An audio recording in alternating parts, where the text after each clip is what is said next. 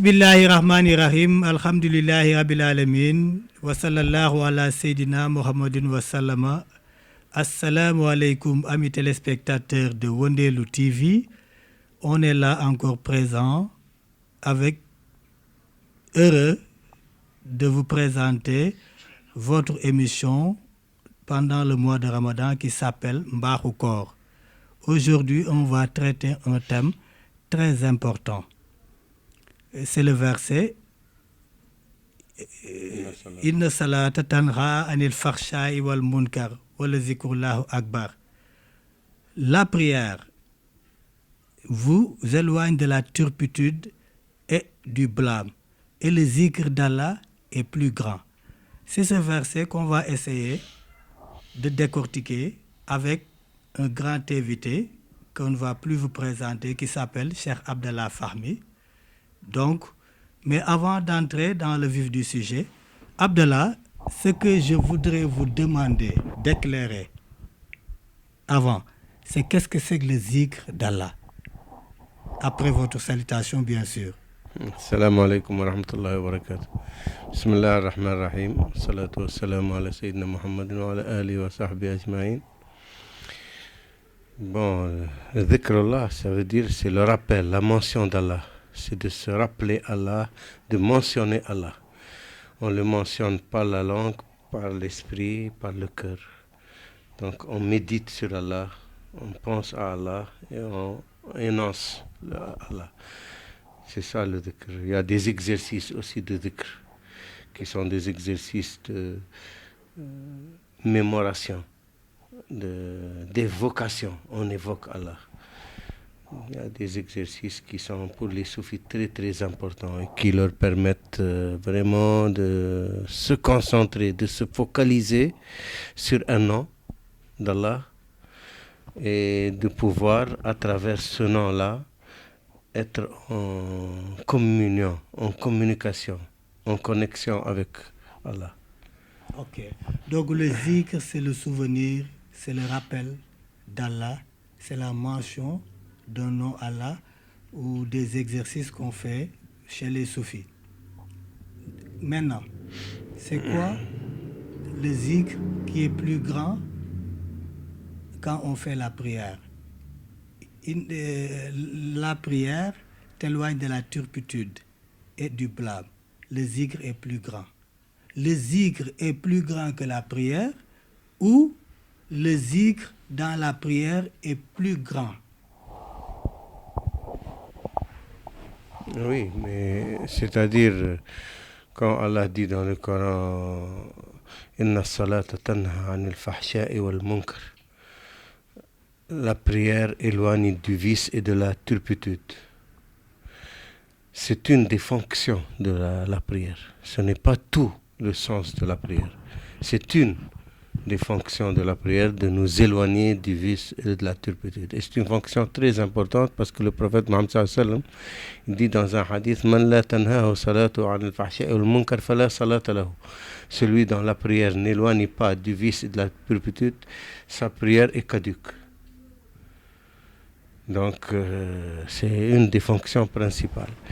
Wala dhikru rabbika akbar, et la mention d'Allah dans la prière, quand tu es dans la prière et tu évoques Allah, tu es en train de communiquer avec Allah, c'est plus grand encore.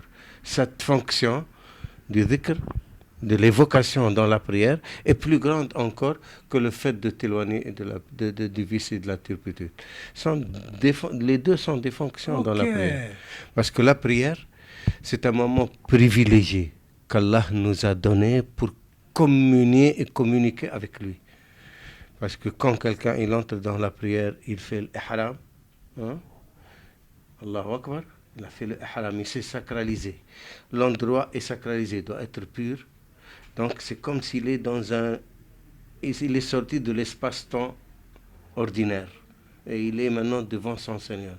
Parce que la Qibla quand on se tourne vers la Kaaba, c'est une direction. C'est un symbole. La Kaaba, c'est un symbole. Et donc, mais c'est tourner sa face vers le Seigneur. Donc, on tourne sa face vers le Seigneur. On doit être concentré vers notre Seigneur. Et on doit être conscient qu'on est présent devant lui. Ok. Donc on doit être présent dans la prière. Ça aussi, c'est une devant le dhikr, c'est être présent, te rappeler que tu es présent devant Allah. Ok. Donc pour avoir les attitudes Ok. qu'il faut et demander à Allah ce que tu veux. Parce que quand tu pries, on dit quand tu es dans le sujoud de la prosternation, c'est là le moment où tu es le plus proche d'Allah. Ok. Donc ça va de soi. Donc, on ne doit pas le comprendre par le fait que la prière, le zikr est plus grand que la prière. Parce que beaucoup de gens le comprennent comme le zikr étant plus grand que la prière.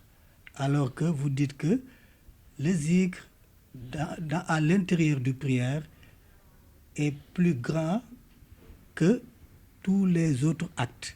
Parce que par exemple, Ibn Arabi, il dit que le zikr que tu fais à l'intérieur de l'acte d'adoration, quel que soit l'acte d'adoration, est meilleur que les autres actes que comporte cet acte d'adoration. Donc, le zikr à l'intérieur de la prière, la présence, le fait de se rappeler Dieu, Allah, dans la prière est plus grand. Ça, c'est évident.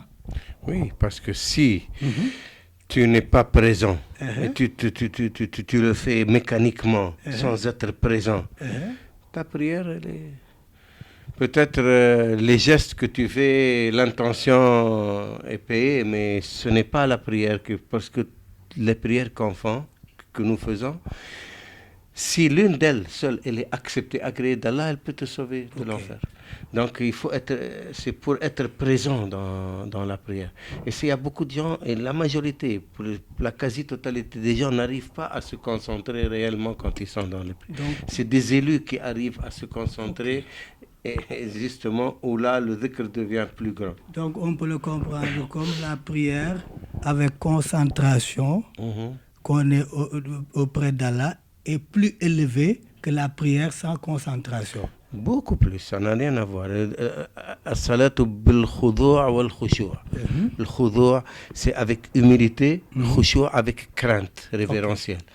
Tu dois être dans un état de vénération, où tu es humble devant ton Seigneur. Tu es un serviteur qui se prosterne devant son Seigneur. Donc tu dois être humble et tu dois avoir la crainte divine. Et ça, il faut de la concentration. Être conscient que tu es présent devant Allah. Il faut dans la khadrat, il faut être dans la présence. Dans la présence d'Allah. Et Allah, il dit que celui qui le mentionne, il est près de lui. Il est présent là où on le mentionne, quand le serviteur le mentionne. Comment faire pour sentir cette présence ou contempler le Seigneur dans la prière? Allah, il dit dans un hadith qudsi, Man dhakarani fi mala'in dhakartuhu fi mala'in khayran minhu. Celui qui m'invoque dans une assemblée, je l'invoquerai dans une assemblée meilleure. Dans un angélis, Allah est le convive de son serviteur qui le mentionne. Son compagnon. Son convive, c'est-à-dire qu'il partage avec lui la séance. Donc, le dhikr aussi, comme on a dit, c'est un exercice spirituel que les soufis font beaucoup. Il y a beaucoup de secrets dans le dhikr. Donc, ce n'est pas contradictoire et ce n'est pas antagoniste. Quand on dit dhikru rabbika akbar, effectivement, il est plus grand que tout. Parce que c'est quoi dhikr Allah? C'est la ilaha illallah. C'est le dhikr le plus commun de tous les savants et de tous les soufis, de tous les awliya. C'est la ilaha illallah. Et la ilaha illallah, le prophète Mohammed sallallahu alayhi wa sallam, il dit خير ما جئت به أنا والأنبياء من قبلي كلمة لا إله إلا الله. Le meilleur de ce que j'ai apporté, de ce que j'ai énoncé, moi et les prophètes qui m'ont précédé, les prophètes antérieurs, 124 000 prophètes. Et la parole la ilaha illallah. C'est le meilleur de ce que Mohammed sallallahu alayhi wa sallam a prononcé, a apporté, et ce que les prophètes avant lui avaient apporté et énoncé. C'est la ilaha illallah. Donc il n'y a pas plus que le dhikr, puisque le prophète Mohammed a dit c'est le meilleur de ce que j'ai apporté. Ce que j'ai... Donc effectivement, ce verset aussi signifie cela. Mais dans le verset en question, il ne faut pas dissocier la prière du dhikr. Ça ne veut pas dire, comme on a dit, c'est des fonctions différentes. La prière a une fonction d'éloigner du vice et de la turpitude, sinon elle est... À quoi elle sert si elle... Je veux dire, comme Allah, il est omniprésent.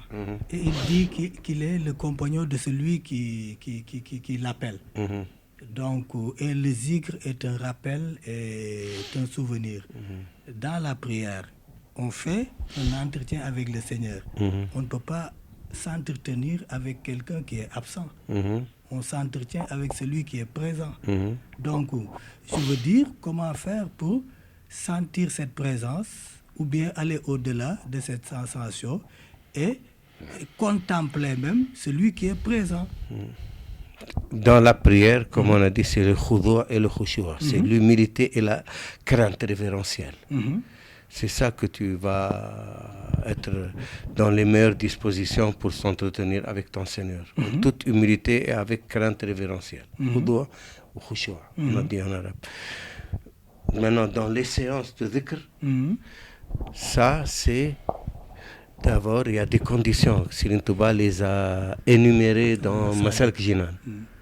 D'abord, choisir un lieu pur que tu purifies, comme pour faire la prière, en orientation vers la Qibla, en étant dans un état de pureté rituelle, wudu, et en se concentrant, en chassant de ton esprit et de ton intellect toute autre pensée que Dieu.